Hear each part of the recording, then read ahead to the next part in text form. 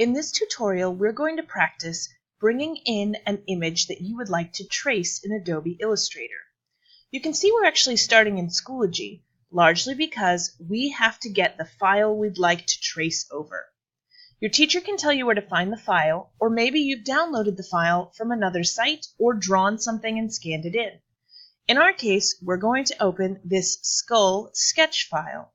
We'll click on it to download it, and it will be saved automatically into our Downloads folder. Since we know it's there, we can close Schoology and return to Illustrator. In the previous tutorial, you set up your Illustrator screen to have two artboards. Now we'd like to bring in the drawing that we want to trace. We're going to go to File, and down halfway in the menu is Place. Place will open up the window for us to browse. Now I've located my Downloads folder because that's where I know the file is.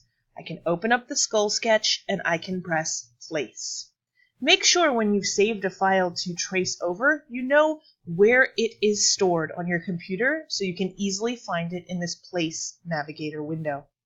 When I click Place and say Crop to Media, press OK, my drawing for trace will be there. Using my black selection tool, I'm going to move this over to one of the two artboards. I can grab on any of the corners to change the size.